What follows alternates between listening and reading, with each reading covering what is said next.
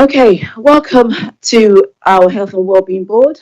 Thank you, all of you that are here as members and those in the audience. I'm going to start with apologies.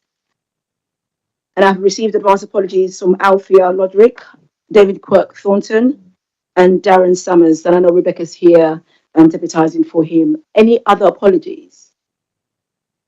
Thank you, Chair. I'm not apologising, but I need to leave half an hour early. Okay, it's noted. This is noted. Any other apologies? No. Okay. Great, thank you. So I want to go around and just confirm voting members. So can I start? I'll start with my co-chair. Oh. Yes, hello. I'm the Vice Chair of the Health and Wellbeing Board. I'm Nancy Cushman. I'm a GP, co-chair of Partnership Southwark, and one of the ICB Deputy Medical Directors. Hi everyone, I'm Councillor Jasmine Ali. I'm the Deputy Leader and I'm Cabinet Lead for Children, Education and Refugees. Lovely to see you all. Thank you very much. I'm Tony Age and I'm Acting Strategic Director of Environment, Sustainability and Leisure at the Council. Good morning, I'm Alastair Smith, the Director of Children's Services. Good morning, I'm Sangeet Snehi, Director of the Morning, colleagues. Chris Williamson, Assistant Director of Public Health Support in the Health. Good morning, I'm Rebecca Jarvis. I'm the Director of Partnership Delivery and Sustainability in Southwark. I'm standing in for Darren Summers, who's the Director for Integrated Care, Health and Care. Morning, everyone. I'm Peter Voodoo, the Executive Director of Impact on Urban Health. Good morning, I'm Louise Dark. I'm the Chief Exec of one of the clinical groups at Guy's and St Thomas's. Hello, my name is Anud Al Samurai. I'm Chief Exec of Community Southwark. We're the umbrella organisation for charities and community groups in the borough. Good morning, everyone. I'm Ade Odulade, Chief Operating Officer, South London and Moseley. Good morning, everyone. I'm Cassie Buchanan. I'm the Chief Executive of the Charter Schools Educational Trust, which is a group of primary and secondary schools in South London, and I represent Southwark head teachers. Hi, good morning, everyone. My name is Rihanna Ebanks-Bab. I'm the Manager for Health. I'm Councillor Maria Lincoln-Hall, St George's Ward, and also a spokesperson for the Opposition for Health. Good morning, I'm Maria Lingera, Principal Officer of the Constitutional Team. And can I go to Hakeem, please? Apologies for being late. My name is Hakeem Oshinaki, Strategic Director of Housing. Thank you, Hakeem. I was just going to flag that you weren't here this time, so I'm glad to see you walk through the door. I want to say a big welcome to Peter. He's back from paternity leave. I hope you're enjoying coming back to work. Thank you, Chair. Lovely to be here. Great. And I just want to recognize that Rihanna now is a full member and you're replacing Charlene Young. Okay, great. Great to have you all. I am going to keep on time because some of us have to leave dead on 12 and some before that. As we go along, is there any disclosure or of interest and dispensation in any of the items today? No? Okay. Can we go to the minutes? And if you have kind of physical booklet, it starts on page 2. So I'm just going to go page by page. If there's any changes you'd like to make, please do let me know. So page 2, page 3 of the minutes, page 4, page 5, page 6, and page 7. So I take it that as a correct record of the meeting. Great. Thank you very much. So we're going to public questions. So we had a flurry of questions this time around, which I was really excited about. And I know we've answered and posted it online. So they all should have received the responses. I was told that 2 of the members were here to ask questions, but I don't see them in the audience. Okay, so I think we are going to go along. If they do turn up, maybe I might, if we have some time.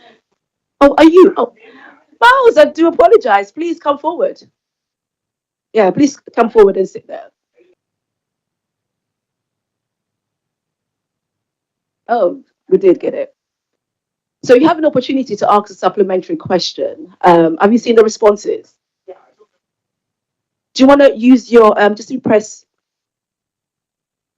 Okay, so yeah, I saw the response. My question was around the physical activity, like based on the public health report, the latest report that came out, and based on Sport England's work around being inspired by the public health sector, the health sector are taking more of a place-based approach using the physical activity lens.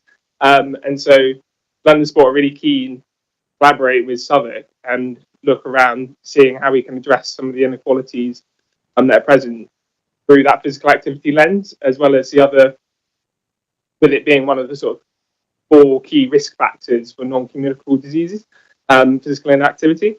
So based off the response that I got, I am meeting with Jardine Finn in the Parks team. So we're going to have a couple of hour session to really work out how we can best align Southwark Council and London Sport's approach in order to potentially leverage some funding from Sport England, and who the potential key stakeholders within Southwark, both that's the wider sector, so VCSE sector, the health sector, and other potential sectors as well. So we're going to have a meeting to kind of flesh that out, and then off the back of that, we should hopefully have a bit of a next steps that we can present to yourselves around what that could look like. So yeah, thank you for your response, and hopefully we'll be able to provide a bit more of a next steps around the potential funding that we can leverage from Sport England to help take this approach. Great, and I'm going to ask Tony if you want to respond. Thank you, Chair, and nice to meet you, Miles. Thank you very much for reaching out. It's perfect timing. We're working on leisure strategy and we're working really closely with the public health team. So being able to bring that into the wider partnership space for yourselves and Sport England would be brilliant. So once you've had your meeting with Jardine, I will catch up and we can work through how we make sure it's embedded in the wider work that's going on.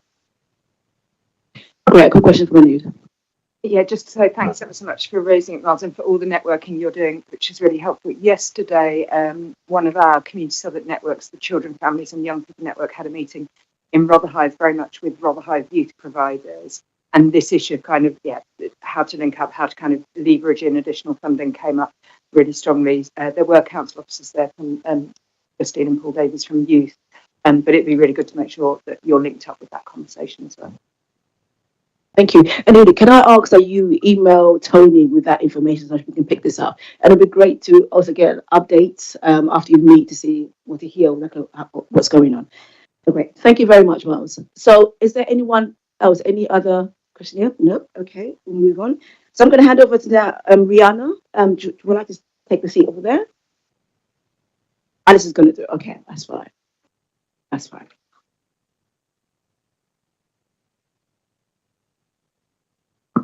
Can you all hear me? Yep. Okay, wonderful, thank you. So this is my first board meeting, so if I've done anything that I shouldn't do, please correct me, but I'll just be myself and represent HealthWatch as best as I can. But good morning, my name is Rihanna Banks-Babb. I am the manager for HealthWatch Southwark. And those of you that don't know what HealthWatch do, we do small-scale local studies, and we are informed by our priorities within the borough. And this means that we take a bottom-up approach with using the community feedback that we receive in order to assess and execute our current work streams. And what we do is collate information through our health ambassadors, as well as our partners through the BCSE organisations to help us reach underrepresented groups. We then produce reports and recommendations that are co-produced with our research participants, and we then advocate for change with our statutory partners and monitor progress through our 12 and 6 month review processes and support action recommendations where possible. So today I've come to explore the most recent research that we've done, which is called Towards Inclusive Care, Rethinking Mental Health Services for Black, African and Caribbean Communities in Southwark. Go to the next slide.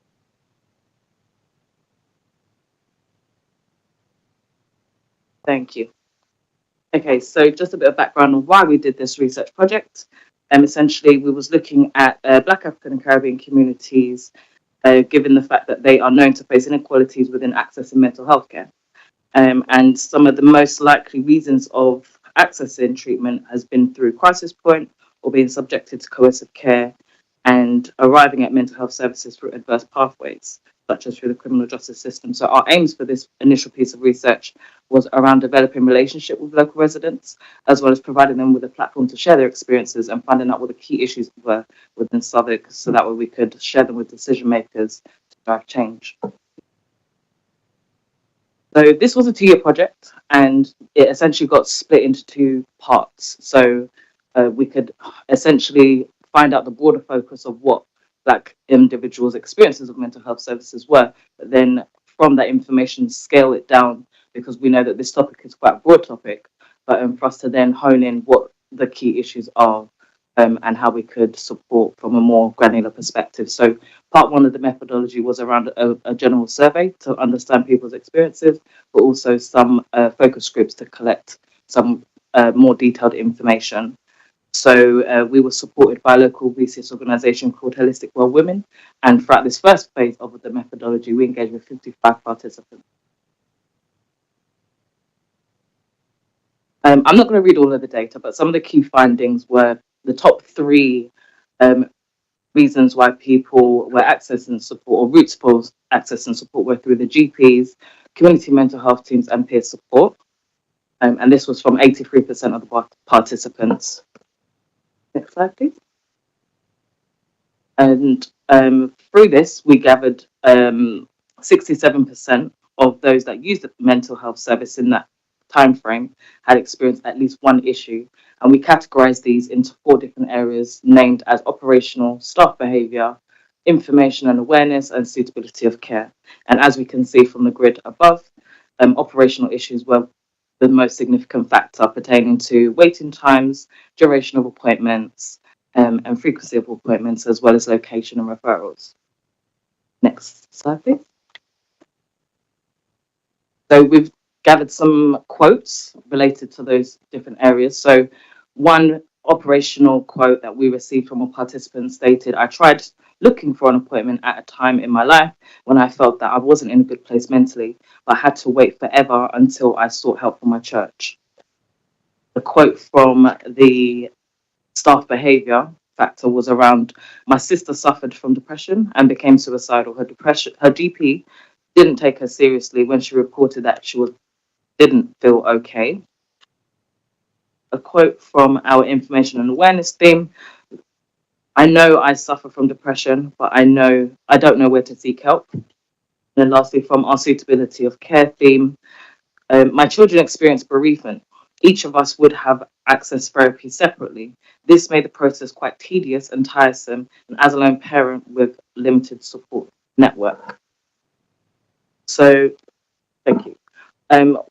What we found through these focus groups is that there was a strong emphasis on cultural and systemic barriers. So some of the key aspects of the quotes that we heard were kind of filtered into 3 main areas around stigma, awareness of services, as well as distrust. And you can see some of the quotes there around, "There's nothing out there for men," because a lot of the participants that were engaged with either the first stage focus groups and the survey were mostly women.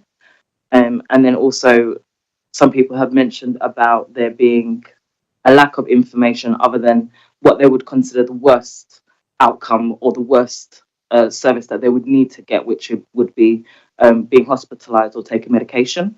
And then also a general feedback around it feels like Black people get the end bit of it, they get sectioned, and they don't get the first line care first. So from this type of information that we received, we filtered it down into what we would consider our secondary aspect or secondary phase of our engagement to look at what non-clinical and community-based mental health support would look like. So there were some suggestions for improvement from this piece of work, and essentially there was a strong emphasis on the need for culturally appropriate care, them needing to be accessible, as well as focusing on preventative measures. But one of the most important things was around connecting with Black-led organisations and community leaders to promote these services that are within the borough, as well as destigmatizing the notion of poor mental health as well. So this helped us develop our new research question, which was, how can non-clinical mental health support be optimized to meet the needs of Black men in Southwark? And we also explored what this definition looked like with our participants. So the definition that we explored was, non-clinical mental health services are defined as support services that focus on improving mental well-being without involving diagnosis and medication. These can include peer support, some talking therapies, creative practices, and other community programs aimed at helping individuals manage stress and build coping skills. These are typically provided by VCS groups and trained peers, and are designed to be more accessible than clinical services. These are not always replacement for clinical treatment and can be used alongside treatment such as medication to improve an individual's overall health and well-being. So just a brief explanation of the second part of our engagement. We held a second round of focus groups, 5 in total, both in person and online. We partnered with 4 community organisations, and essentially we engaged with 24 participants in the second methodology. So overall, we engaged with 79 people throughout this whole process. Some of the challenges and solutions that we experienced. So through engaging with some of the VCS groups, this did lead to some bias. However, what we did to try and mitigate that was exploring a broader recruitment process. And essentially, we accepted the bias because it meant that, given that the difficulty of trying to engage with a group with such difficulty over this 2-year period, it meant that we had the safety net of having the VCS groups that already had these communities engage with their work as well. The second aspect was around the difficulty to ensure that participants met the criteria, particularly for our online engagement. So we mitigated this through limiting our online engagement and added anti-bot mechanisms, because we're in an age where AI loves to infiltrate our meetings. And then the third challenge was around the researcher demographics not reflecting the participants. So as I mentioned, our core focus was around Black men, and all of my team are of Black and ethnic minority, but we're all female. So we recruited researchers from our Community Health Ambassadors Network to support us to facilitate these discussions as well. So some of the key findings around this second phase were solely around isolation, self-esteem, loss, loneliness, grief, and trauma. But the most significant contributing factor to poor mental health within men was around isolation at large. Next slide, please. Thank you. So from the 2 phases, we've explored what the overall barriers to support have been. And from the initial focus group, the first one, in the blue bubbles, you can see the 3 areas there around stigma, distrust in services, lack of awareness. And then these were then developed further for our second phase, which is indicated in the pink bubbles. So stigma was a bit more pronounced, that came through in the data. Also, the distrust in services was elevated through what we understood as perceived ineffectiveness of services. And then we also had 2 extra barriers that came out in the data, which is around capacity of community-based services as well as treatment thresholds. And as a result, what we found is that most participants preferred to use informal coping strategies, and some of the things that they named were around talking to friends, listening to music, exercise, and peer support. So gathering suggestions from our participants for what they would like services to look like to improve for their well-being, they explored community-based services being more accessible in location and being representative of their community, integrated activities, taking a more holistic approach, having a more in-depth training and an enhanced governing framework for community-based providers, as well as resources for sustained engagement rather than project-based work where essentially they can go to a project for 12 weeks, it ends, and then they still are needing the interventional support. The next aspect was around early intervention support, so getting people early, as well as joined up working with other services that are doing similar things in different geographies. and promoting inclusivity, as well as just the general promotion of services, because many people that we engaged with didn't know half of the services that was in the borough.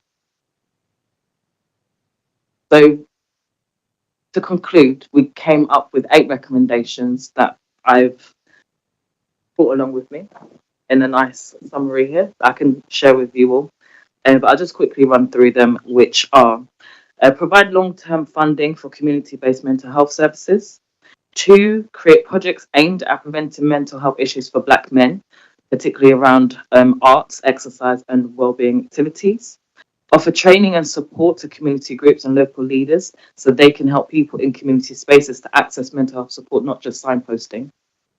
Encourage different organisations like the NHS, social care, community groups, and others to work to make sure people get the help that they need.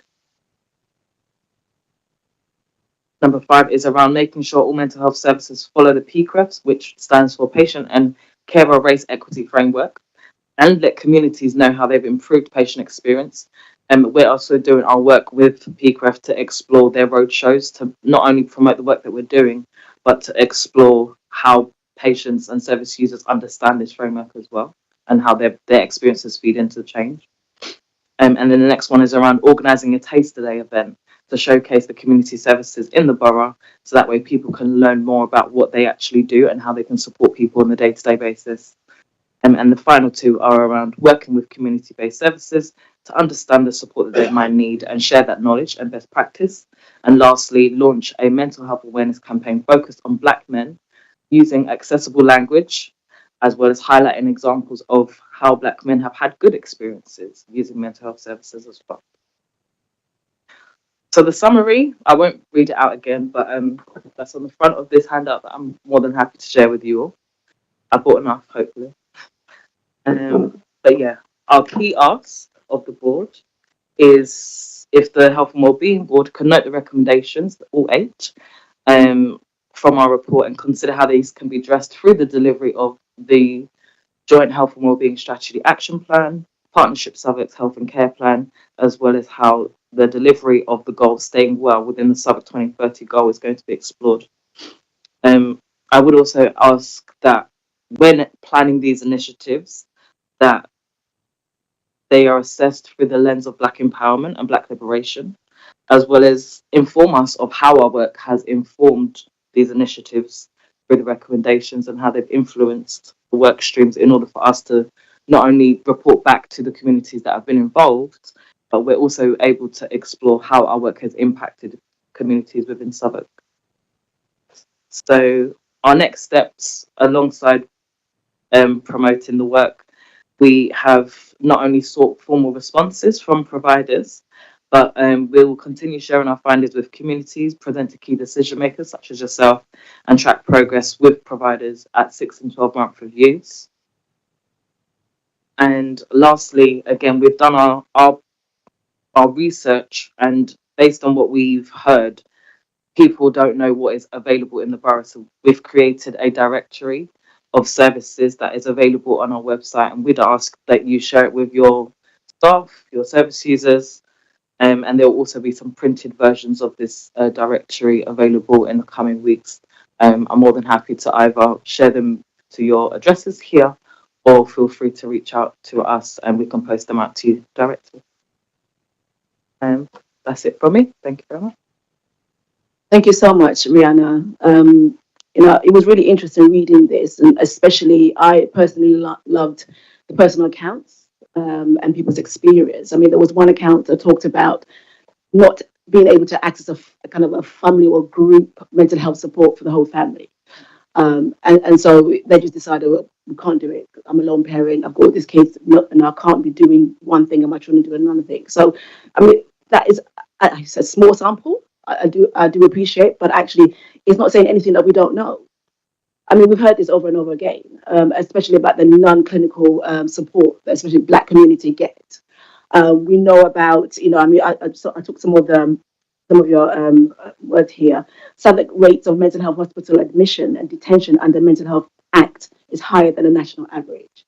We know that, especially Black men, the first encounter with mental health services is actually behind, in majority of the cases, with the police to be on a police van. And we need to address this. We need to address this. You know, we hear this over and over again, and there's so much work individually that we are doing. Um, but we need to really be quite clear whether we are joining up enough, that we are reaching our communities. I think one of the biggest things for me was that the lack of information is out there. So much happening within the borough, but yet people don't know about it. And so there was a part of it. There was some people were saying, actually, I don't know where to go and access help. That shouldn't be the case. So thank you for this report. And I think it's incumbent on all of us to really review what we are doing individually and actually whether we are linking up with one another. I am going to, there's a couple of areas that I want us to discuss, and I will come to Ade yourself. And I want to ask about the PCREFT and whether that's having an effect. I want to come to Nancy because there's a lot of emphasis on GPs and going through GPs to access the kind of initial support, which, you know, I want to find out from you whether, you know, are you guys equipped to really deal with that, or do you think there's better ways? And obviously in public health, there's so much we're doing in public health. We've got the mental health first aiders we're training, but obviously it's not going out to the community as people want. What more can we do in those areas? And any other questions, please put your hands up. So I'll go to Ade first. Thank you, Chair. Thank you for your report. Welcome.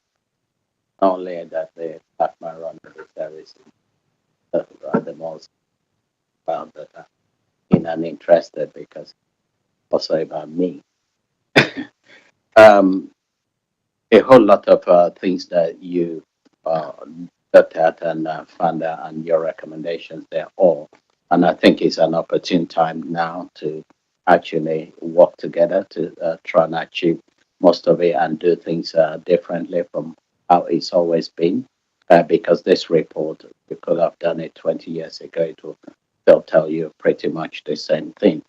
The PCREF is, we as SLAM actually take a lead on that, and it's now become a national thing across the country. We have done a lot of work, and we're not there yet. There are still a lot to do. You picked up the work with the place, and actually I'm the lead working with the place on. There are still a lot of work to do. You know that the place have been doing a lot of changes around how people with mental health in custody. We've been looking at that, removing. We've been talking a lot about the place not actually being involved in mental health system. Whilst it's been difficult, but I think over the last 2 years we've had a lot of that. We now routinely monitor all of the medication and looking at differentials between different groups in terms of what is being prescribed. One of the things I've been really hard on is around mental health act, where police are routinely used. So, which means if there are no indication of difficulties, why do you need a police coming around to your house because of mental health section? So we've really succeeded in moving ahead. So there is a lot of work.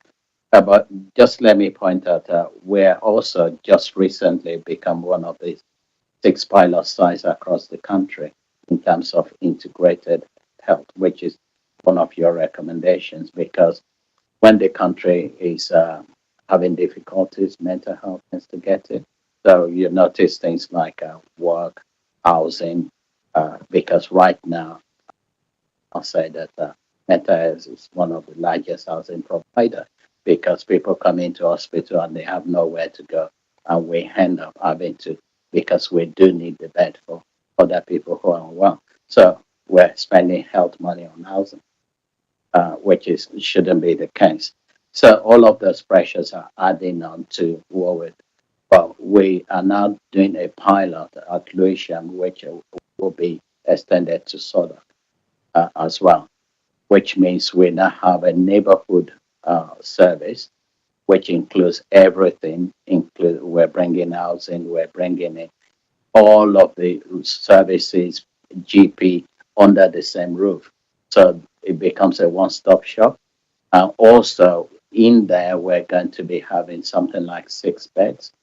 So rather than people, whether they want to have a couple of days out, or rather than admit them into hospital, they will spend time there. So that is something that we're doing. But I welcome all the recommendations. I'll work with you. Thank you, Ade, for that. I'm very interested to hear about everything that you mentioned. It might be helpful for us to meet up and go through SLAM's response. I felt it was quite light in consideration to everything that is happening within the borough, and the offerings that you've kind of mentioned. I'd welcome a. Right, thank you. And I want to put them as an action. Thank you. Jasmine?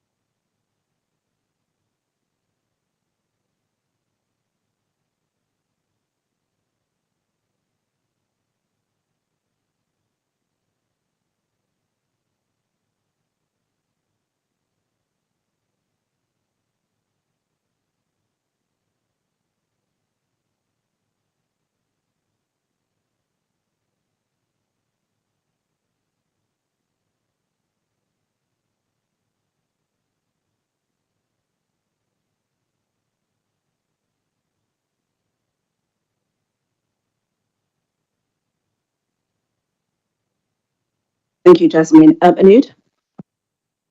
Yeah, thanks, Rihanna. Really clear presentation, and I have some idea of how much hard work and kind of hair tearing out went on in this project, and just amazing, and really, really clear. I think, as Stephen says, describing the experiences of individuals, but turning that into something that's real and tangible forward. You will all expect me to talk about the VCS a bit, because that's my job, and I think there is something lovely about the report in that it recognises the power of those non-clinical preventative work that the VCS does, and that's not to take away at all from dealing with things very much later down the line. But actually, if we can do more support in those early, in that early preventative work, we all know that will save just money, but trauma. So I think it's just really important that we think about that, because those VCS groups that we all know, as you say, there's loads of great stuff going on. There is something about just letting them know. It's also about how we sustain that and support that. And so every week I speak to charity leaders, community leaders who are, they don't have secure governments. 92% of small groups in Southwark don't have secure. We're not talking about big amounts actually for those groups. So obviously you all know about our state of the sector research. One of the bits that came out of that was to do funding in a different way. And thanks to Partnership Southwark and the Health Inequality Fund, we've just produced the impact report this year from the Fund Differently project, which essentially got £200,000 to 30 smaller VCS groups. Their incomes are less than 100 grand, so actually a £5 grant makes a big difference to them. The impact report shows amazing impact, literally on people who are suicidal, some incredible quotes and case studies. Worth noting, 86% of those groups were led by ethnic minority leaders. There were 46 different types of mental health activities funded through that. So I just think we actually have something which really does work in terms of explaining that work that you're describing and hopefully building on it as well. So I just urge people to kind of think we do have some really practical ways of implementing, and happy to share that impact report as you haven't seen. But just a big thank you for that. Thank you, Anud. Peter? Stephen, really fantastic. It's kind of disappointing to see so much of its content, and I just wanted a second evening to feel like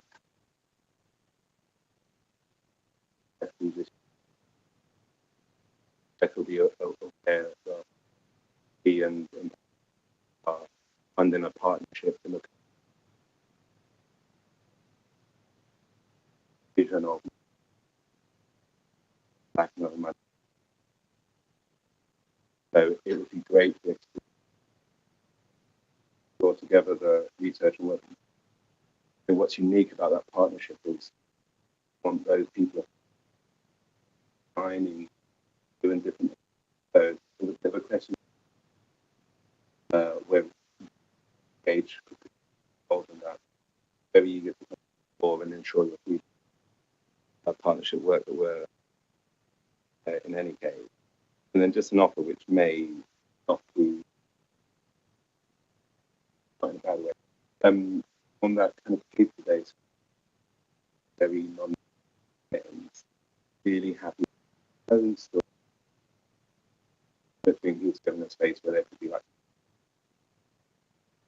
very happy taking up on that offer. Thank you. And I've got your name and I've got your name. I'm going to go to Nancy now. Thank you very much. Evelyn, you've asked me a very specific question, which I don't think is the only thing I would think is interesting. So remember, the hypothesis you ended up focusing your methodology on was on the non-clinical prevention. So I don't think it's for me as a team and on what a health service does that's not.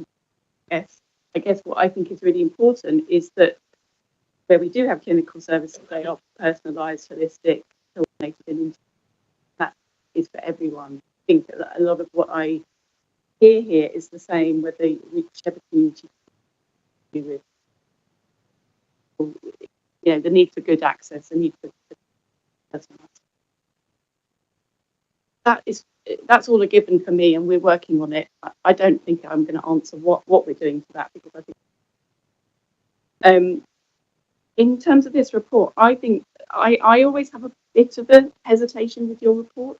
I think there is information in here which leads to conclusions, and those have assumptions underneath them which I don't always agree with. For example, there was some discussion here about it took me a long time to get an appointment, so I went and talked to my friends and family. Brilliant. That's what you put. Because I don't think there's a clinical solution for every mental distress. A lot of people were talking about all of the social issues that were affecting them. Again, I would love our services to have that kind of ability to identify and respond to social issues, because those underlie what becomes a clinic. Again, if we can get more in about that I think is where the focus needs to be. I have some uneasiness with the relationship between what people said and what the conclusions are, and therefore the recommendations are. Having said that, all the recommendations are really, really good ones. They're just good, but that doesn't necessarily mean they are directly related to everything.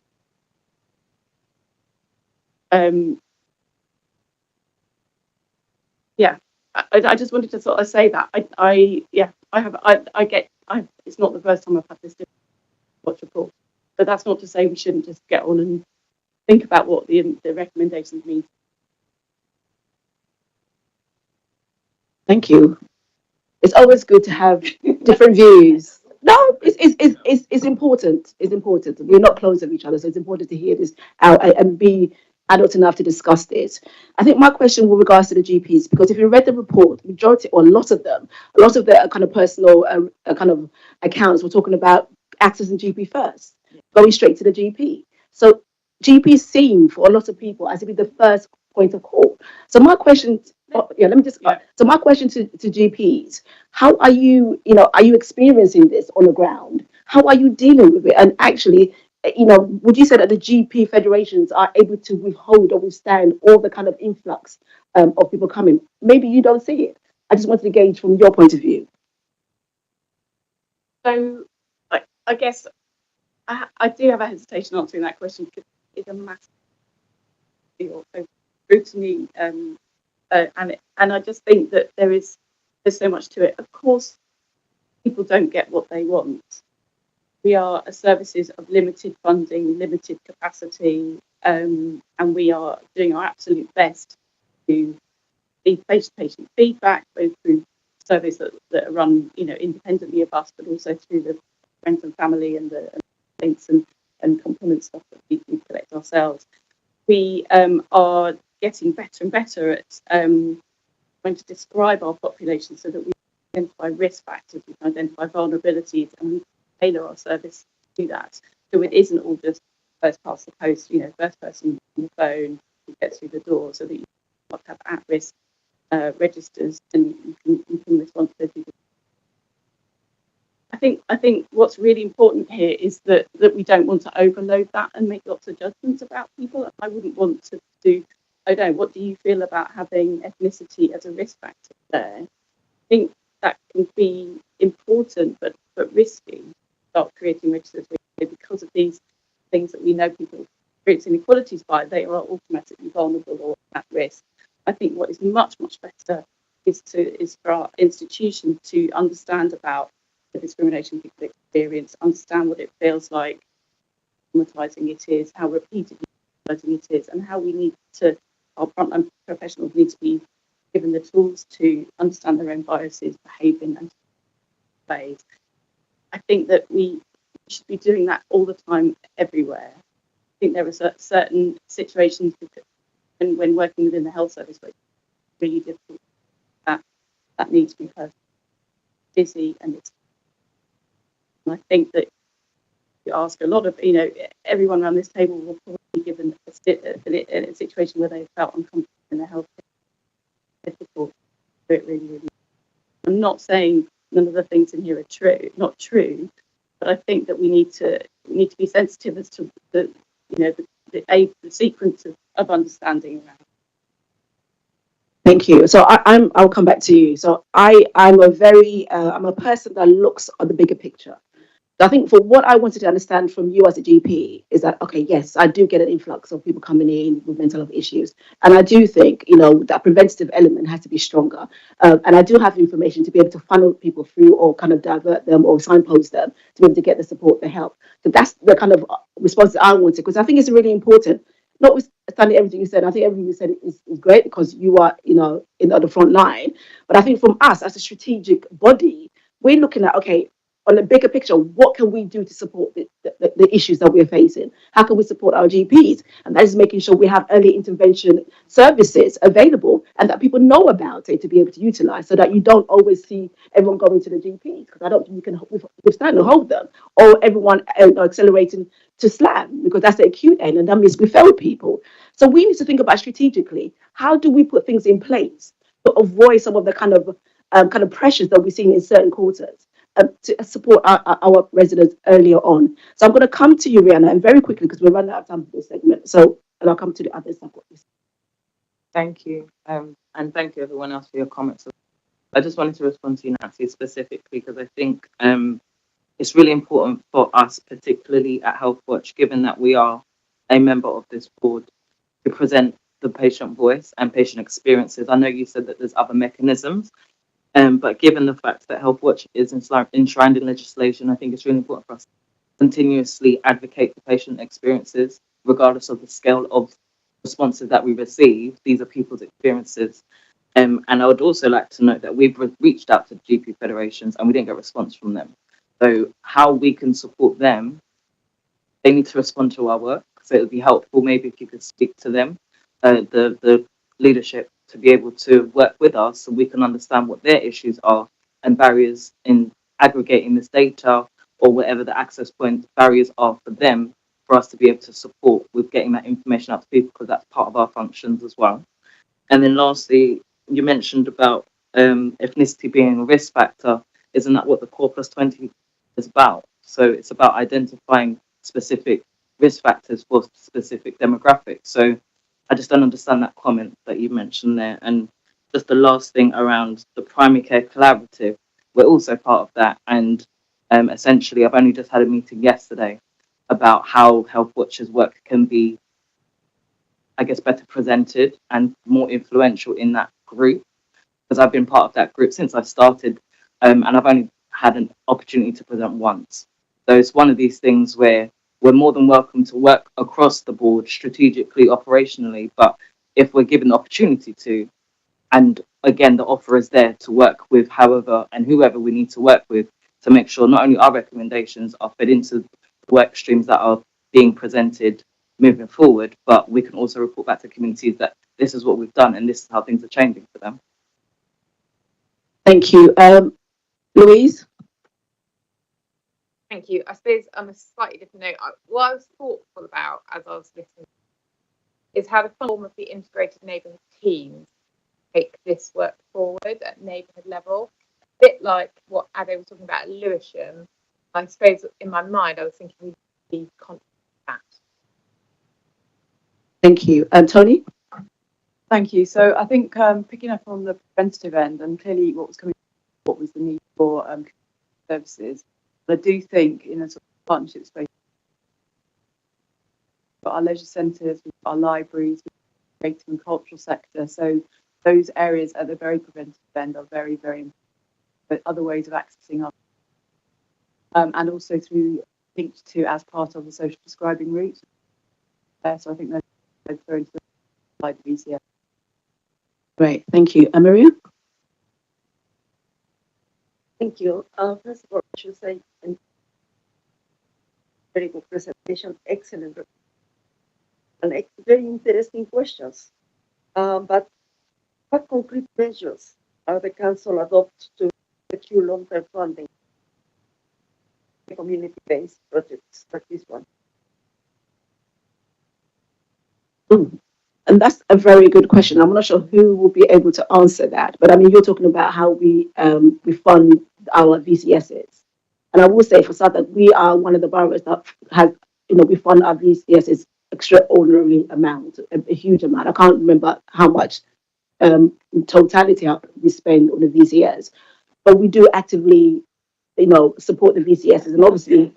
I knew that you're going to always disagree. Are you going to disagree? You can. Okay, good. I can tell you the answer, okay, which is that in grants, about 12 million. It is a big. The issue is not just about the total amount done. Complexity is really challenging. So there are 12 different grants that go out, and most of them sit in your department, Tony, and they're all kind of, you do an application, the culture grant, the leisure grant, the positive youth futures grant, all those grants you have to apply, you get for one project, 12 months. So this is all the stuff that comes to the sector. I think you're absolutely right about getting funding groups, and it's not a competition, it's more about just how can we do it in a way that really works. I will say, Nida, I mean, this discussion has already started, and we are talking about this, how to improve the funding, how to sustain the funding to our VCSs, and it's something that we're actively looking at. So I will say we are working on it. We're not there yet, but we need to improve it, and I agree with it. I mean, and Sharon, that's been a really okay. Doing that. I'm very mindful of time. I've got two people on my list, Sangeeta and Rebecca. Thank you so much. Thank you. I just want to bring us back to the recommendations. So when I was reading them, I was struck by how much public health is in that space. And a point that we talked about earlier about how are we joining up then to get bigger bang for our buck. So we do mental health first aid training. It might not be going to those. We do something similar at Islington do about barbershop mental health, suicide prevention training. We desperately try and reach the barber hairdressers in the local community, train them up to how you manage our health ambassadors, of which we have nearly 200. They are a fantastic, trusted, frontline resource for talk to people in communities. So we do lots, and in the health wellbeing strategy, you'll see a few actions which I hope chime with the recommendations there. But for me, it's always about what else can we do? It's not about 1,000 flowers blooming. It's about blooming lots of flowers. How do we grow them together? I can't think of the correct analogy here. How do we make them bloom all year round rather than just in spring? Thank you. And Rebecca. Thank you. I was just going to respond. And I just think there's a real opportunity We have the procurement, and I think, you know, when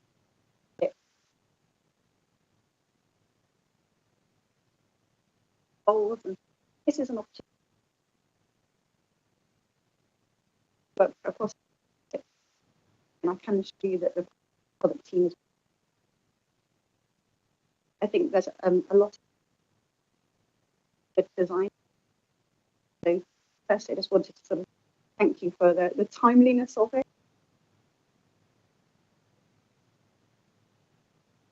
I also wanted to pick.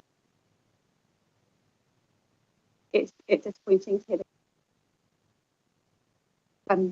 We can talk about getting on the agenda for the think about how we run that meeting. We are trying to be open about volunteering themselves to put agenda. I think perhaps it would be happy a lot. Thank you so much, Rebecca. Already things are moving and we are saying or deciding to do things to move the agenda forward. Those of you who know me well, I am not one for talking and leaving the table and doing nothing after that. We have to embed some of these things that we're saying around the table. And one of the reasons why I wanted a review of the Health and Wellbeing Board is to, you know, make us a bit more active in this space. So we don't sort of talk and then we leave. So all the things we're saying around the table about, you know, collaborating a little bit more, working together to improve services, we need to take this out of the meeting and make sure it's done. So I'm going to make sure, can you make it as an action? There has to be discussion outside of the meeting. So we are talking to the right people and we are moving things on. So can I just please just remind everyone, don't leave the meeting and forget what you've said today. Let's put things in place. Thank you so much for your presentation, Rihanna.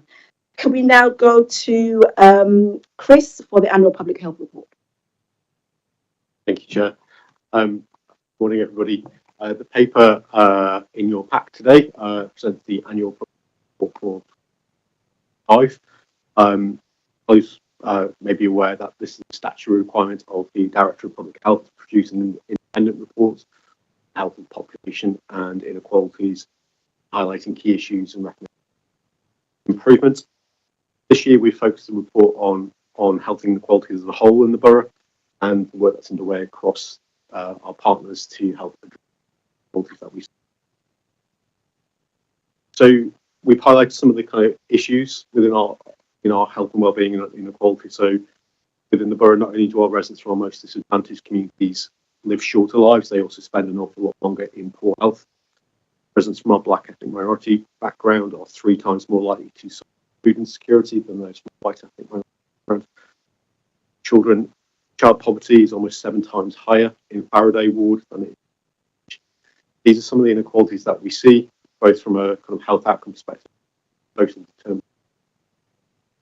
The inequalities that we see are not just unfair, but they are avoidable.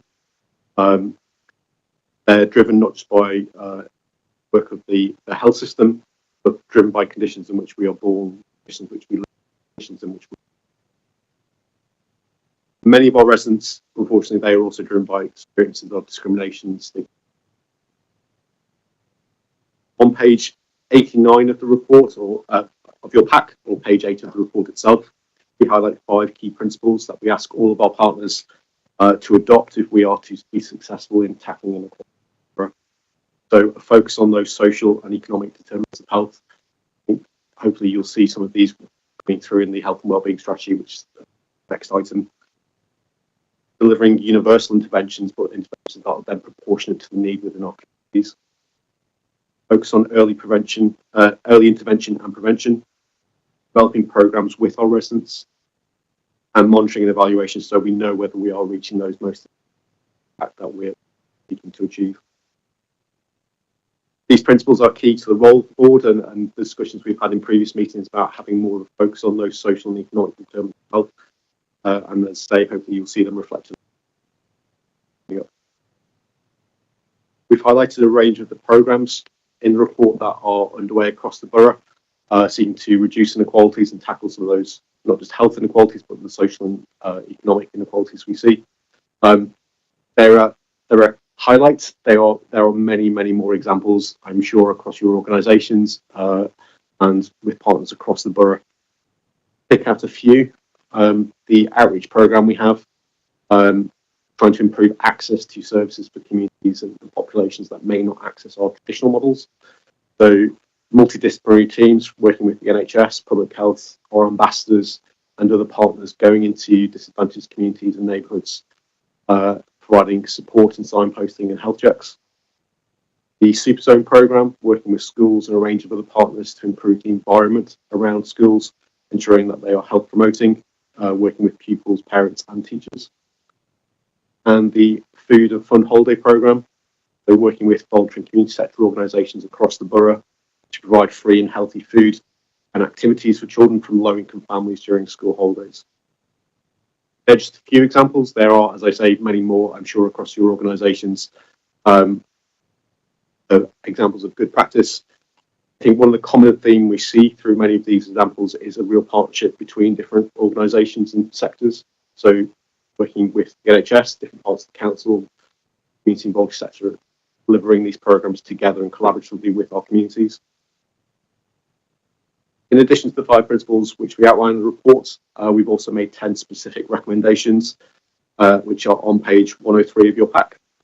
And our ask today of the board is to endorse both the principles and the recommendations which we've set out. And I'm more than happy to engage with yourselves or your teams and organisations outside of the meeting, picking up on Councillor Koto's point about action, following the discussion about how we can take these things forward.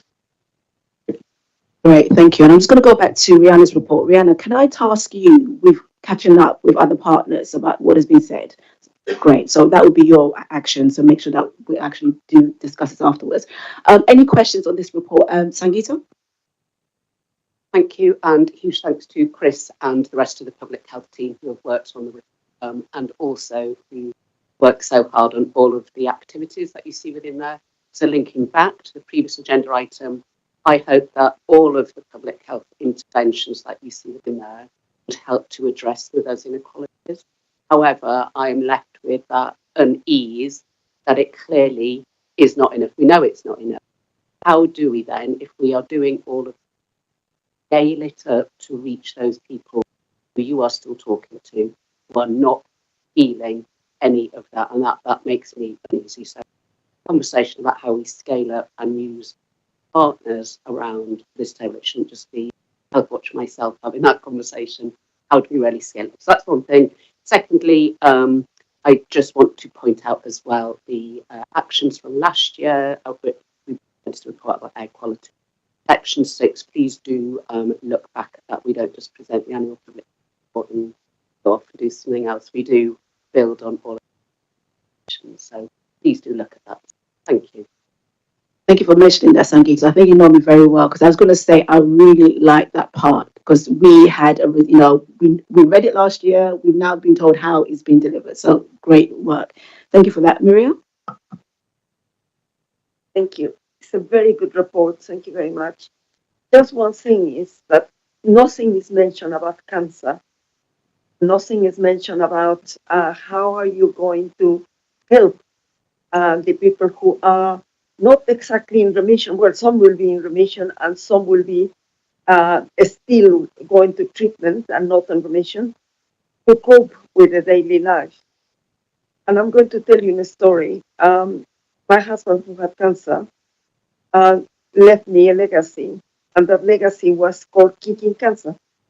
So it's called TLH Kicking Cancer. And what we do is that we play walking football once a week in London, very close to here, and the people absolutely love it.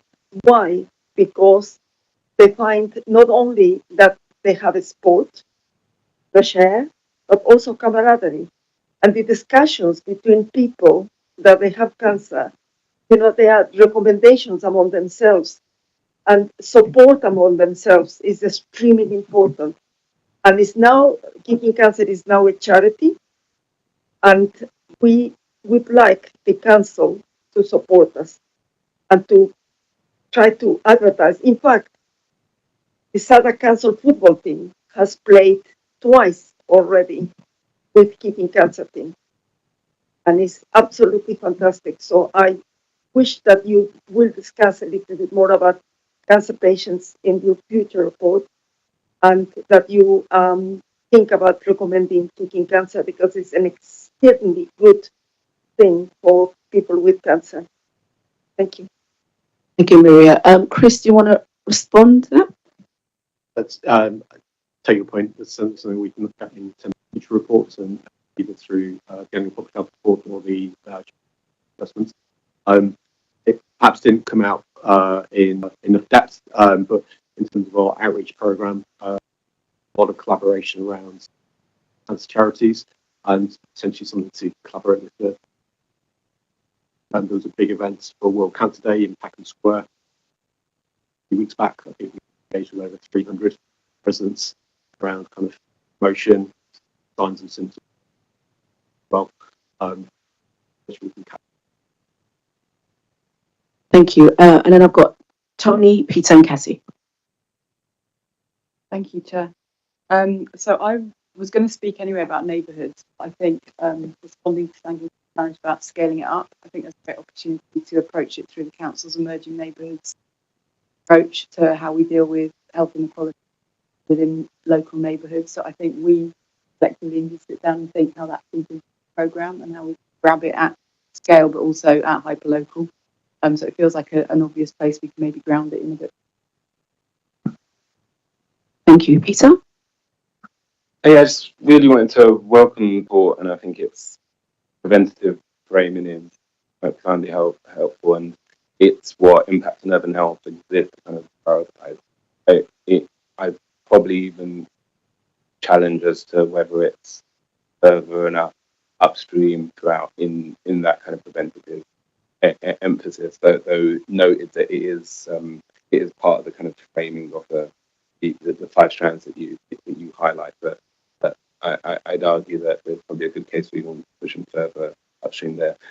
I had one question, which is a bit of an outsider's question. It may be a kind of given the kind of nature and breadth of what we're trying to do and its importance, how we're trying to push forward.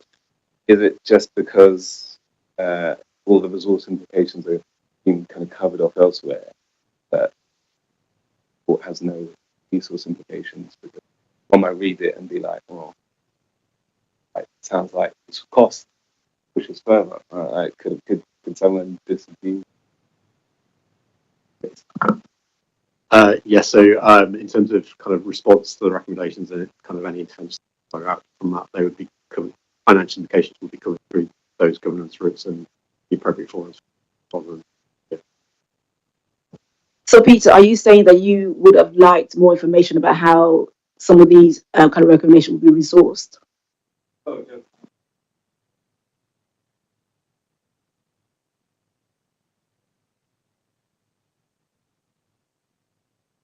Something to think about for the next report. Well, the first point was in places, this is really pushing the balance of what's preventative, where people live, where they work, the air they breathe, further downstream. So just the balance there. Thank you. And Cassie, apologies, I forgot you at the last discussion. I forgot you on the list. That's okay, I'll catch up with you afterwards. I guess my reflections on the recommendations, and I do feel I say this a lot, so maybe it's just my lack of understanding, but the recommendations feel really broad and intangible. And I don't know if that's because there will be KPIs sitting somewhere else which are tighter and tangible and can be that people can be held to account on. But they currently, the sort of 1 to 10, there are lots of developings and insurings and collaboratings, and that, I guess, Chris, it just might be that's just how it's written, and elsewhere there sits an action plan which is really specific. But my kind of takeaway from it is that the report itself is really detailed and specific. Then the recommendations feel quite intangible and general. And so I don't know if the tightness sits. I'll come back to you, Chris. Jasmine? Yeah. Yes, I just wanted to thank you and your team, well, Sangeeta, for the report, really. I think What was going to say? Yes, I mean, it is a great report, and there's a lot of work going on in this space. And I just wanted to pull out the work on, that we've done with asylum seekers and refugees, which is like a national exemplar, really. And if you think about people who find our services hard to reach, then that is a very good example. But I did want to say something on the child poverty as well. I mean, 33% in Faraday, 37% in the borough. I mean, it's pretty shocking, really, isn't it, in this day and age? And I just wanted to say, obviously we've got some really great initiatives of preschool meals, also in secondary school, the cost of living support, the free mental health drop-in for children and young people.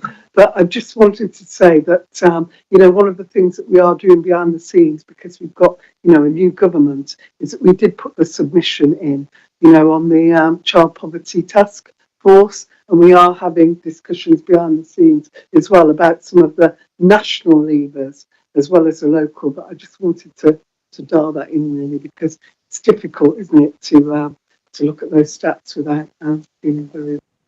And it's a great point, Jasmine, because I mean, locally there's so much we can do, and I know national government they're focused on child poverty, and this work will be done to support us. But I think it's important that we keep that kind of attention on it. So thank you for that letter. I'm going to go to Anu, then I'll come to you, Chris, for a response.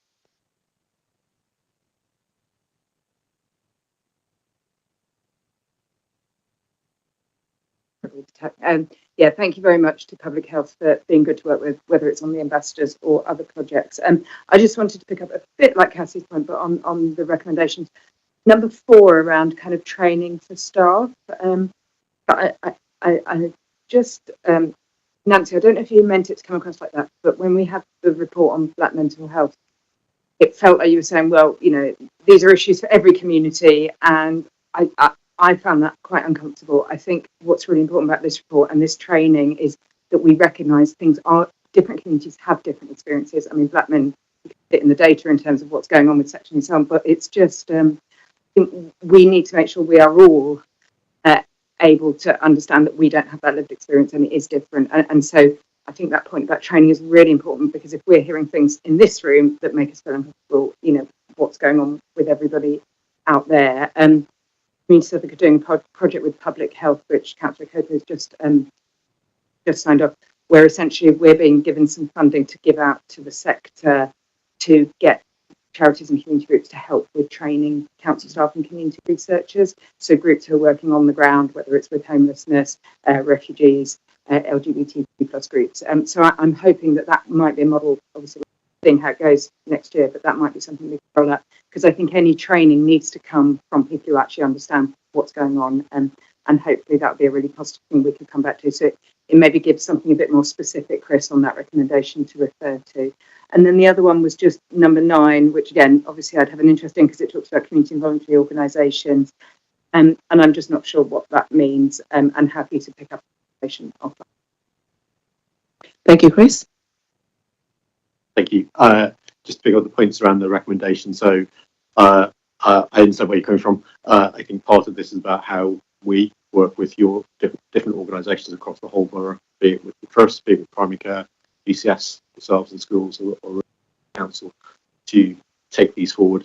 So there needs to be a bit of flexibility in how they're phrased, so we can work with them in different contexts. So I think to Anu's point, things like the training for staff, that could look differently depending on the nature of the organisations we are working with and the teams we're working with. But there is certainly something around that of cultural competency. It's come through a lot of the engagement and the research that we've done this year and previously, and through kind of the work that Health Watch has done, where it's kind of really coming out from our communities that we may have an offer for our residents, but it's not accessible in its broadest sense because of the way it's designed and the way that residents feel the experience that they will receive once they go through the door. So the recommendations are phrased in a way where that's how they're implemented depending on the organisation partnering with. I think that your points around recommendation 9 around work with trusted community organisations, again, some of that came through some engagement we've done over the last year with our Latin American residents and with our LGBT residents around they want to work with organisations that they recognise and they trust, and that's not necessarily the council or the other.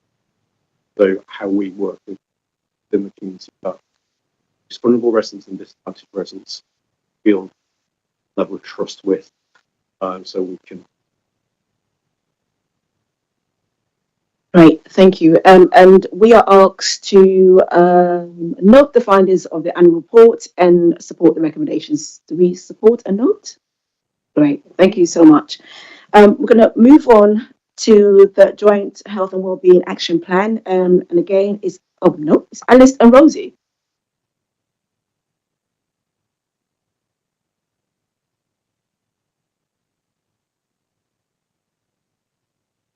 For having us back to present to the board on the action plan and outcomes framework that we talked about back in September. Over the last few months, we've been basically working away with partners and teams to produce this. So we're going to share back some highlights, pose some questions for you. For a reminder, I'm Rosie Dalton-Lucas. I'm the head of Place and Partnerships in Public Health. And this is Alice. Hi everyone, I'm Alice Fletcher, the programme. Special thanks to Alice for compiling all of this and working with it diligently, fairly short time frame. So just to give you a bit of background, so this is the second action plan for the strategy. This takes us through the last 2 years up to 2027, and we set ourselves a bit of a challenge to see if we could create an action plan that was a little lighter in number of actions, because it's unwieldy the first time, and potentially greater in impact. We also set ourselves the challenge of trying to set more ambitious and innovative actions, and shared that with our colleagues, and also to challenge people to focus on the partnership elements of this work and to address the wider determinants of health. And of course, we have tried especially hard with emerging strategies to see that we align ourselves well with Public 2030 plan. And I'm now going to ask Alice to talk us through some of the highlights. So yes, since November, we've been working closely with teams and staff from across all organisations represented on the Health and Wellbeing Board, as well as a range of Partnership Southwark forums and BCS partners in order to develop this action plan that very much uses the aims and the priorities of the overarching strategy. We've worked together to identify the following. So firstly, any amendments that were needed to the original aims of the strategy in order to better reflect sort of current need and priorities. So for example, we've added in an aim around children with special educational abilities. We've identified actions to build on progress from actions that were contained in the previous action plan. We've also worked to identify new and innovative actions that go beyond the business as usual to address gaps in work that's already being delivered to deliver on the aims of the strategy. And then finally, we've also identified actions that follow on from recommendations that have been made in recent joint strategic needs assessments and other pieces of local research, such as that produced by Health Watch. So all actions in the strategy have been co-developed and agreed with staff in the organisations that own those actions. And the draft report has also been presented to the Partnership Southwark Delivery Executive and sent to senior officers for comment ahead of its formal presentation at the board this morning. In terms of what the action plan actually looks like, we've put a bit of effort into clearly communicating the purpose of the strategy and action plan. So we've developed a vision, and we've also simplified our priorities. So the vision for 2025 to 27 is that people in all of our communities have good health and well-being, living healthier as well as longer lives. And our 4 priorities are a healthy start in life, healthy work and lives, support to stay well, and healthy communities. You may notice that the 5th priority that was included in the original strategy, which was integration of health and social care, is not included in this iteration of the action plan. That's because it's generally considered that that priority is now being covered by the Partnership Southwark Health and Care Plan, so hasn't been included here just to avoid duplication. There's 44 actions in this iteration. Those are spread across the 4 priority areas, and in terms of ownership, 9 of the actions are owned by NHS partners, including integrated commissioning. 30 are owned by council divisions, so that's across 9 different council divisions. And then there's 3 actions owned by other organisations, those being Community Southwark and Impact on Urban. So as Rosie mentioned, one of the key things we tried to achieve with this refresh of the action plan was to ensure alignment with the broader strategic context in Southwark. So we've put some effort into ensuring that the actions are contributing to the delivery of Southwark 2030 and the recommendations from Southwark Stands Together. But also that there's alignment but not duplication with the South East London Integrated Care System strategic priorities and with the Partnership Southwark Health and Care Plan. And I just wanted to spend a few moments talking about how we've achieved that alignment with the latter in working with Partnership Southwark to do this. So in line with the sort of purpose of joint health and wellbeing strategies that is set out in national legislation, the focus of the joint health and wellbeing strategy is in the prevention of ill health, promotion of general wellbeing, and the reduction of health inequalities. And we've worked to ensure that some of the recommendations from the annual public health report are really coming through in the action plan. We know that in order to achieve effective prevention and reduction of health inequalities, we need that focus on the wider determinants, and we hope you'll agree that that comes through in this iteration of the action plan and is sort of represented in the number and the breadth of partners that own actions within the plan as well. Conversely, the health and care plan is really focused on achieving partnership working to achieve the integration of services that are delivering health and social care. We know that the integrated care system needs to demonstrate how it's meeting the priorities of the joint health and wellbeing strategy. And in doing that, there is a work stream in the health and care plan that's focused on prevention and health inequalities. However, the way that we're sort of achieving that clear division of responsibility is that work stream within the health and care plan is very much focused on the role of integration of health and care in that wider prevention and inequalities agenda. So you won't see actions in the health and care plan that are being delivered by individual partners, that are being delivered by our broader system partners like housing and leisure and local economy. Those actions are going to be found within the joint health and wellbeing strategy. I quite like this diagram in order to show where the division of responsibility sits. So this diagram shows sort of a wheel of interventions for ill health from promotion through to prevention, treatment and management. And as I've said, the joint health and wellbeing strategy action plan is focused around promotion of general health, prevention, straying into that secondary prevention area. So, for example, where we see sort of early intervention and early detection of conditions specifically within the community. So, for example, Action 3.1, which is about our health outreach service. But then the health and care plan being very much focused on the integration of health and social care by nature, takes responsibilities for those areas that cover secondary prevention through to treatment and management of conditions. One area that I think demonstrates this nicely is children and young people's mental health. So there's actions around CYP mental health in both of the plans. In the joint health and wellbeing strategy, they're focused on things like parenting interventions, mental health in schools, and prevention of suicide and self-harm. Whereas in the health and care plan, it's very much focused around improving that equity of access to treatment and management through integration of services, through looking at waiting well approaches for neurodevelopmental disorders, for example.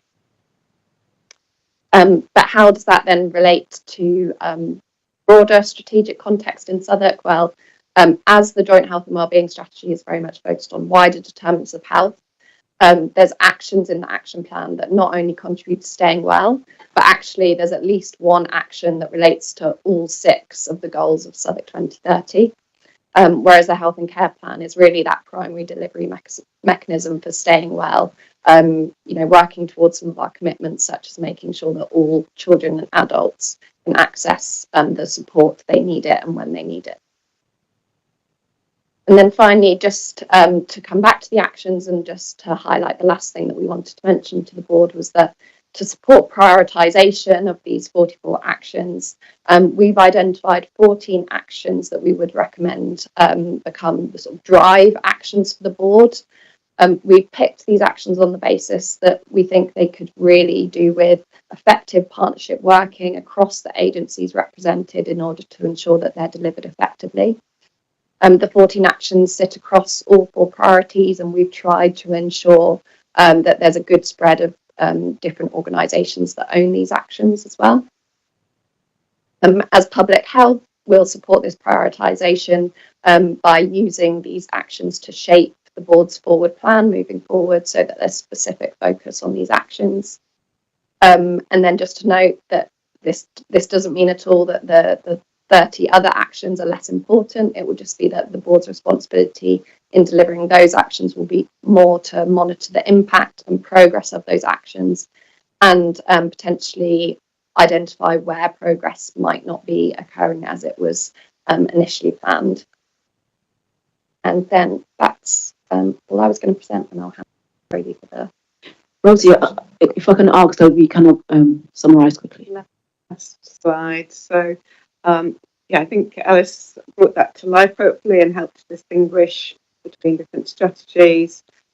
Questions for you as a board then are, do you agree with the actions that have been outlined in the new plan? And do you agree with the 14 actions that have been selected as drive actions to be focused on by the board? And that last question might also lead to some thinking by the board about what you'd like to focus on next in the next meeting.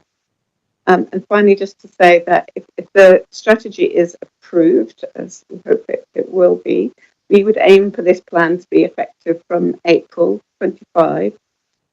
And I think that we'd incorporate any changes made at this meeting and then send it out. One final note was just in terms of point 19 in the paper, notes that there's an action owner missing for 3.5, but that has now been resolved. That is partnerships select delivery team who will be taking responsibility for the action through the health and care plan. That's everything. Great, thank you so much. And Cassie, I just wondering, is it the kind of detail you wanted? Yes. So thank you for letting me speak. You didn't let me speak first, but I've leapt in. Just to say, as you know, I'm really pleased with the level of detail and the level of tangible actions. And under the Start Well sort of base, it's the first time I've actually seen something which has a nice golden thread through from maternity into schools, recognising the communities and the children who need the most help, and it's really strongly presented. So I'm very happy. Yes, no further. Great, thank you. I mean, the report was really good. Thank you so much. And you were able to kind of really give us clarity on the different organisation groups and what they're doing. We have Partnership Southwark, we have a Wellbeing Board, and it was really clear what each respective groups are doing. So really, great work. Thank you for that. Can I ask all your comments to be very quick and succinct? Thank you very much. I'll go to Tony first. Thank you very much. I just want to say a really big thank you for the level of co-design. I really feel like the team have been involved and carried through the journey, and so I'm really from the either environmental.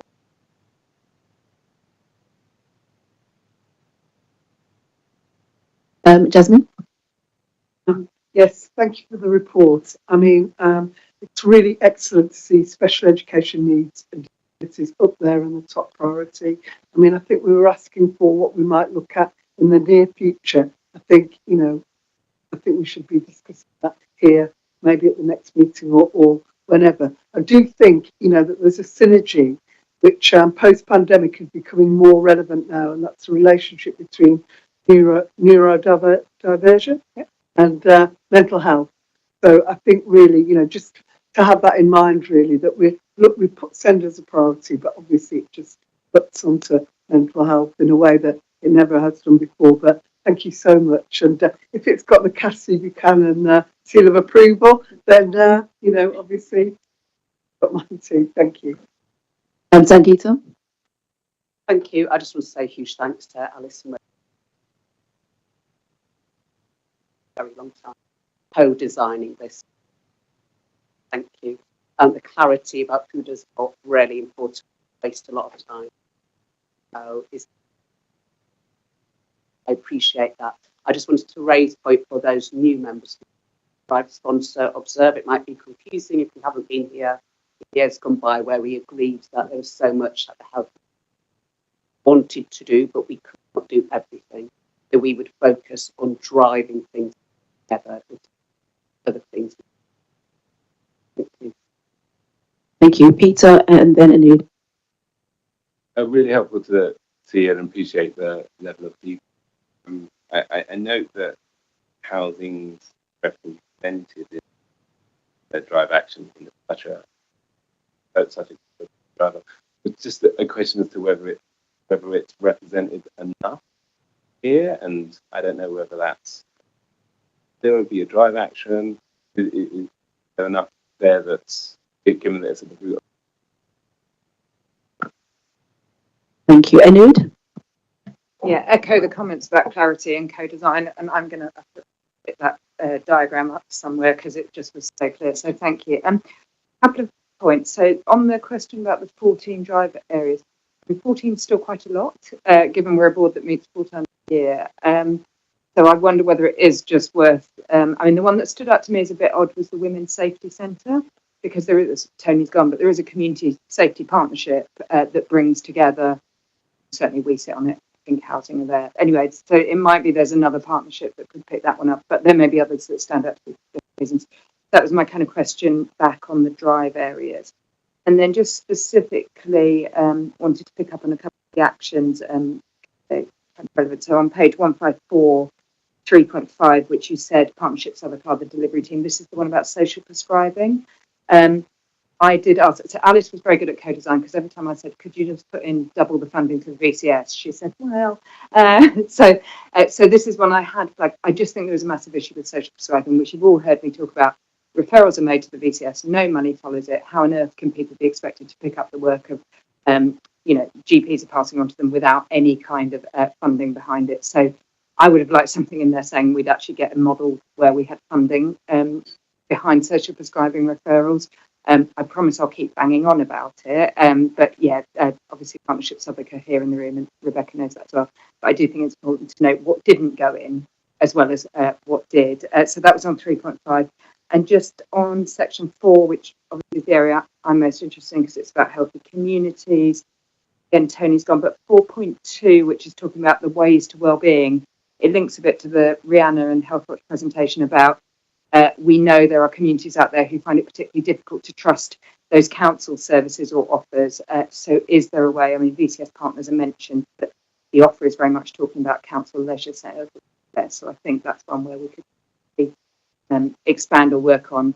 And then just also linked to the conversation, the point Rebecca made earlier about this being quite timely around mental health and partnership and collaboration. 4.3 is something Community Southwark are doing that is very much trying to address the concerns the BCS have around how commissioning works. That's saying, can we bring together a consortium of groups who do stuff on mental health so that it's not always us coming and saying to the statutory sector, do it differently. We as the BCS are saying, look, we think we could do it and help in this way. So that's what 4.3 is. And just very finally, we talk a lot about funding and how funding's done, like core funding, unrestricted, multi-year. We've had a funding working group, which the council funders and VCS were sat on since the sector. It's been really powerful.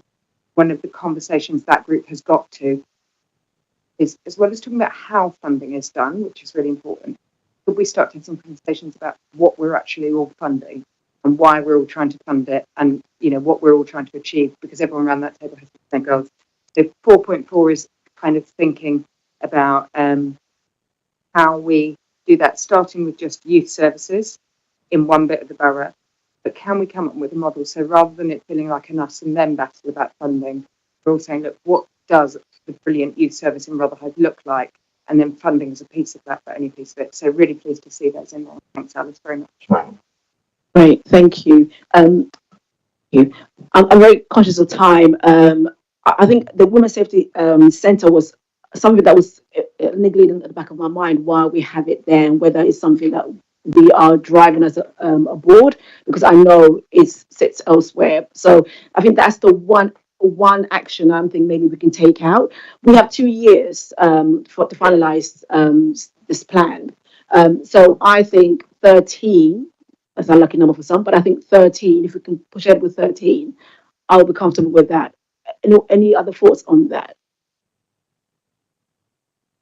Yeah, I think we've done quite a lot of work, and because we've got two years left, which is not long enough, I think we're focused on the 13 now, and what we can do, and I think kind of everyone's very cognizant of what needs to be done. So I think we'll stick with the 13.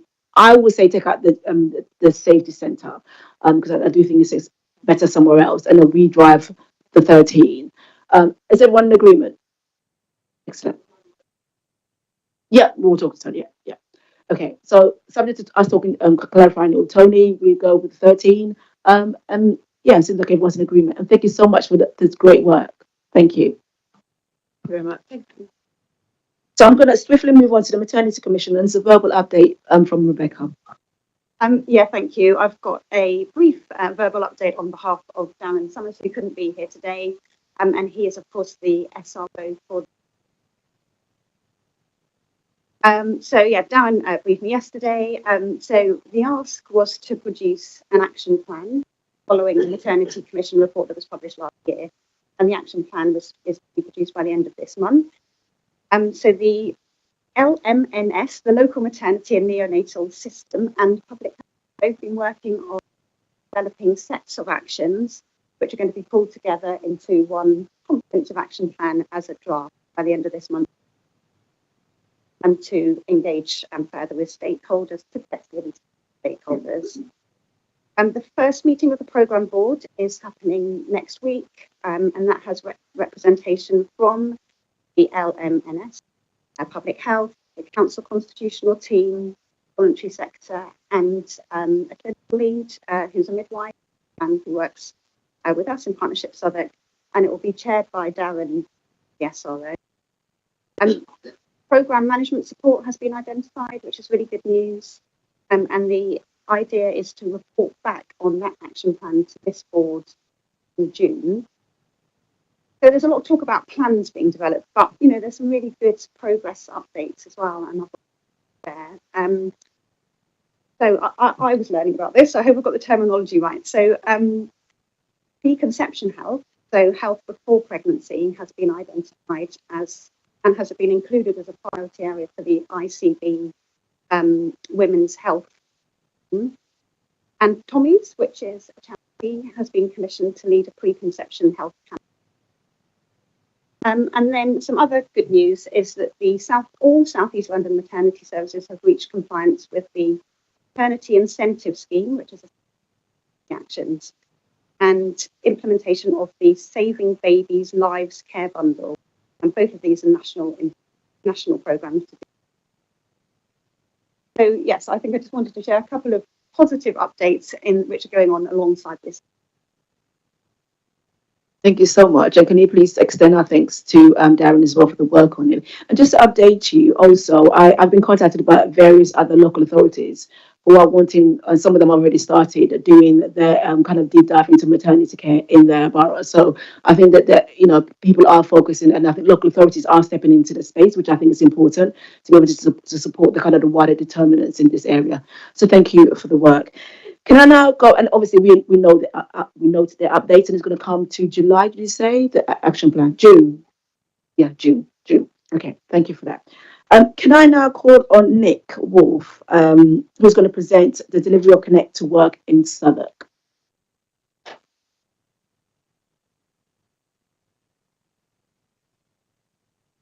We are running a bit short on time, so as concise as you can. Thank you.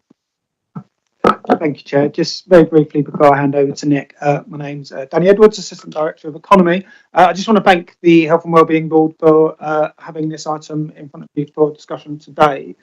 This is the Connect to Work is the first, feels like the first truly devolved national employment support programme that we've had the opportunity to deliver locally. And so this will be a real opportunity for us to support Southwark residents into employment, many of whom will have long-standing health conditions. I think key to the success of Connect to Work will be successful integration, particularly with health services. So that's the purpose of the item today. I will next talk. Danny, for the purpose of the time, I'm not going to run through slides. I'll just do a quick introduction and the discussion. Essentially, this is a major new employment support programme focused on people with health conditions, primarily health and disabilities, into employment. There's some clear policy drivers for this coming out of recent white paper, Get Great Working white paper, so national level, but also local level. It's one of the 14 drive actions that we just saw presented from the updated action plan. So we've been working with Alice on the action plan for the strategy and how this integrates into the wider health wellbeing strategy objectives. This is about adding capacity to what we do locally. So you should be aware probably of the Southwark Work Service. This is not replacing the Southwark Work Service, adding capacity to the Southwark Work Service. Southwark is going to be we're expected to have the most referrals to this programme of any central London borough. So 700 people a year will be able to benefit. The key thing is that it is designed to be delivered locally, which means we can shape it locally. And we've been many conversations across different council teams within Partnership Southwark and primary care about how we do that. So it's an opportunity to kind of broaden those discussions and make sure it's linked into the strategic focus around this table.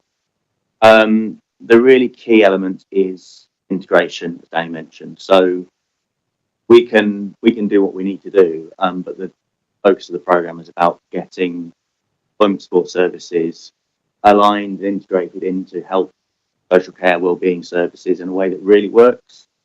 And by holding delivery locally, both through some in-house delivery and through commissioning, we can shape that however we want to make it work as effectively as possible.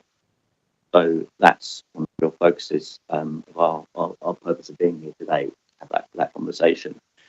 But there are three, just go to the final slide, there's sort of three areas that we wanted to focus on in a conversation today, which is, the first one is the integration question.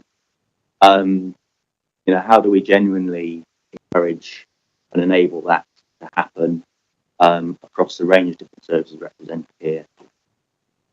There's a broader question about the kind of strategic alignment, so the longer term kind of broader question about broader terms of health and employment kind of linking together much more explicitly at a national level, and then what are we doing locally, and how do we make sure that this type of service kind of truly drives that implementation locally, and who are we not talking to yet that we should be talking to, bringing into conversation about maximising impact on this collectively, so not just from us local economy team trying to make it happen, but as a collective grouping to make this real.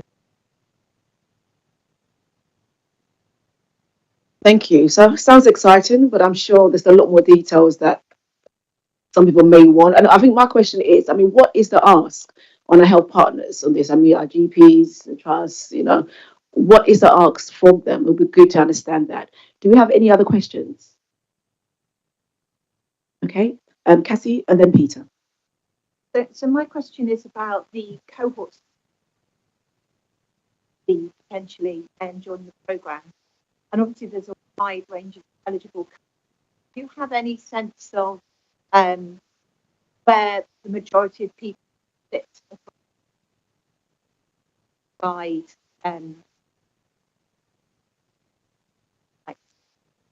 might have? Peter and then Maria.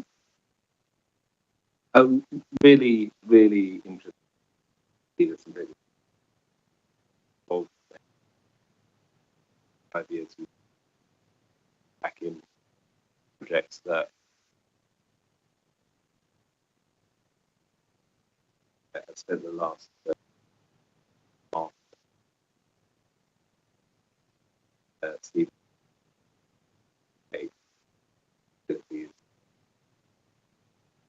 really happy to share in both those kind of national oversaw that with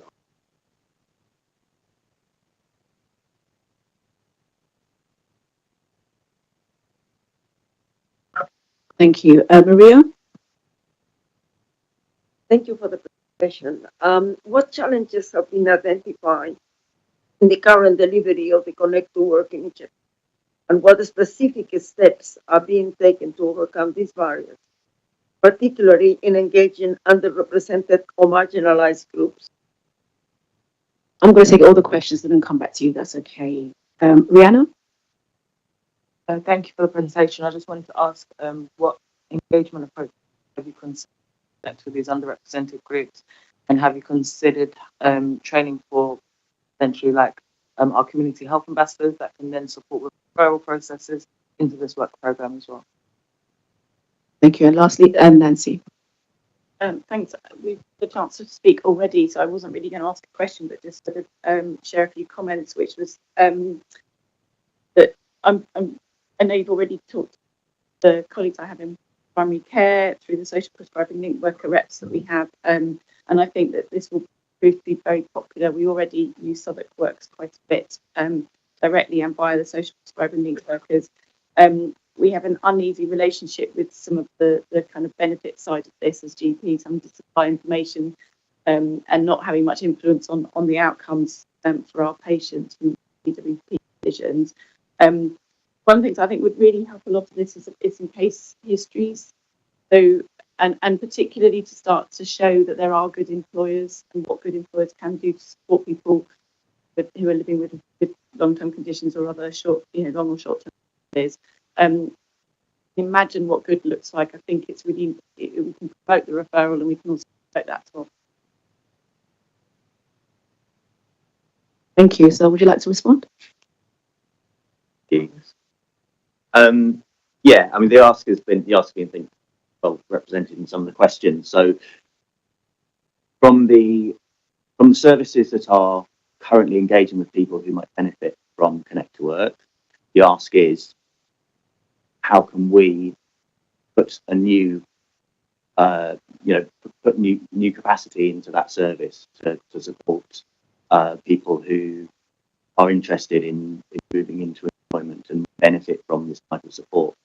So it's really about, we've got an offer and we need to speak to you about how we can best make that work with the service that's already being delivered to ensure that we're reaching everybody as effectively as possible. I mean, there's a broader set of asks around an ongoing conversation and the kind of oversight and governance of this type of initiative, and the relationship kind of between employment and health, and how it kind of feeds into the board and that kind of question. That's probably not now, but it's a kind of a long conversation to have, I think. But essentially, the questions right now are really practical. How do we make this work when it starts in October, and then improve over the next kind of 4.5 years? So the question about cohorts, yes. So perhaps I can just give a little bit more detail about the way in which we're thinking of structuring the program. We've had a lot of conversations about kind of getting a sense of volumes, and this links sorts of questions about kind of marginalised groups and lessons. Perhaps I'll wrap them up into one. This is a new program, so this is a brand new national initiative. So we will be among the first to deliver this type of activity. The way in which we want to deliver this is to really focus on simplifying relationships between the groups that are the organisations that are delivering and the referral services, referral routes. So in-house, for example, we have an in-house service which we want to really focus on kind of the primary care services and our kind of community health services, if you like. Those that the council and the ICS are kind of directly commissioning, and we kind of have a strong set of relationships with. Then we're looking at dividing the commission service into a couple of different contracts, which will be focused on the services that are kind of based in and around and from the Southwark Resource Centre, so like Carers Hub, Disability Hub, Wellbeing Hub, and sort of associated services. The aim is to kind of to make sure that we are keeping those relationships as kind of simple as possible. So if you're delivering a service from the Southwark Resource Centre, you know there's one organisation to go to, one set of people coming to your door and saying this is an offer. But then really importantly, we're going to have another element of the contract, which is specifically to get out into communities, work in community settings, work with community health ambassadors and links that they have, recognising that there are disparities in the way that people access services. We do have inequalities in access to services as well as outcomes from services. And so, you know, just going through primary care and places where people who are already in the system are going to be found is not the impact that we want. So there will be kind of a specific channel for this. It's really about community settings. There will always be overlaps between cohorts. And that's another reason for thinking about this in terms of kind of routes to engagement rather than trying to put people into buckets and tag them with different needs, if you like. So there's always going to be overlaps. There's always going to be intersectionality of need. But broadly speaking, we're thinking that because the programme is sort of designed specifically or primarily around health, disability related needs and support, that's going to be the majority of people accessing the programme. But we do expect that where all eligible cohorts will be eligible for the programme. We'll be making sure that we have routes into every service that touches those groups. So corporate parenting team around the care leaders for drug and alcohol service, and so on and so forth. You know, 10 team people. So there's there'll be many routes in, but they should be as sort of straightforward as possible for services that are already engaging with people to access support. And then the final set of questions was about, so Nancy, yes, around, selling the benefits and the link. I think we do absolutely agree. There's a lot we can do with this around simplifying the way that the primary care health system engages with DWP. Part of all of this, we know that our DWP colleagues are really keen to engage more with the primary care system. I think if we can help to be a bit of a kind of facilitator of that in a way that really makes it make sense and they kind of sells the benefits of a kind of joined up package of support, because people will need support with benefits, especially as conditionality ramps up across different health related benefits. More and more people are now being expected to look for work, whereas previously there hadn't been benefit integration take place. We're going to need to make that kind of a smooth and joined up process. So yeah, that is what I think. Thank you. I'm mindful of. Did I get an indication now? Quickly. Sorry, I'm sorry. I'm maybe just not understanding. I'm still not clear how you're going to link with organisations like, for example, GFTT that employ 25,000 people, and how we will have work. So I'm chair of the Armed Forces Programme. So we try and employ armed forces, veterans, etc. It might just need a bit working out. It may just be me. I think it's just something to think about. Yeah, I mean, employer engagement, haven't touched on that before. It's a huge part of this programme, and where we have significant employers such as the council and our health trusts, NHS trusts around the table, then Yeah, absolutely. We already work really closely with Joe Young through the skills partnership, and through the South East London clubs as well, health and care. So we've got those links in, and they'll be. But I also think that part of the reason of bringing it here today is to kind of expose those areas where we might need to think a bit more about those joins and those connections. And so, you know, part of the ask of today is, if there are further conversations with specific people or organisations we need to have, then let us know and we'll. Thank you. And that was going to be my next question. If you feel you need more information or you need a bit more detail from them, please do contact. And I know you've been kind of presenting to the various partners, and I know you're up for that. So please do engage so we have a better understanding. I mean, one of your last question, who else should be involved in this work to ensure we collectively maximize impact? And I think that's a really good question. So we can't delve into it too much here, but have a think. I mean, the VCS one area, definitely. If there's other groups you think has not been mentioned here, or you have other ideas, please do contact and do send information forward. Thank you so much for your time. Thank you. Thank you. I'm going to go to Rebecca now for the joint forward plan. Could I just say we've got a few minutes, and I know you're going to summarise very quickly. Thank you. So here's another plan. I'm afraid it's the joint forward plan. This is the 5-year strategic plan for the ICB. It sets out the medium-term objectives and plans covering the period 2028. The full ICB plan covers work programmes that are being delivered for us. For example, primary care, medicine optimisation, cancer, and maternity. Also covers our what we call enabler work programmes, so estates, workforce thing.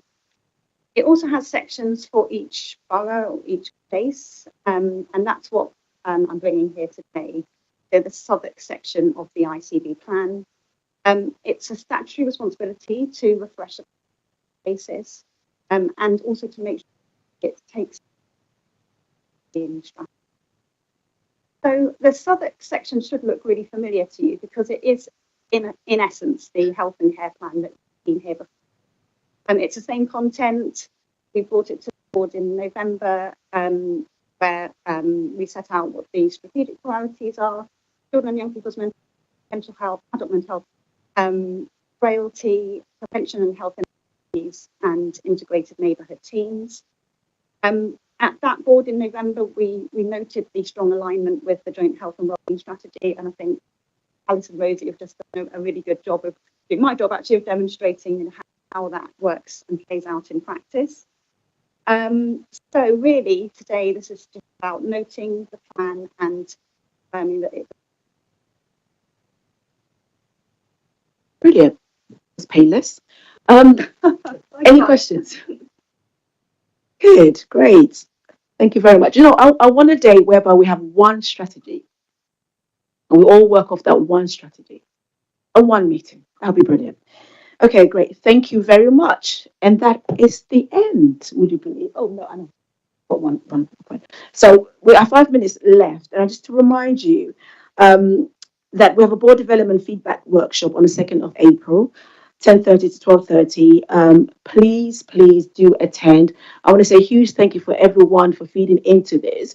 I really want to kind of change how we do things on the board. I want to make us more effective, to have more teeth. I don't like talking for the we have a strategic responsibility here, and I want us to take it seriously. So the meeting will be about what more can we do with the board. So I encourage everyone to please attend. And on that note, thank you so much for your contribution and your attendance. See you later. Bye.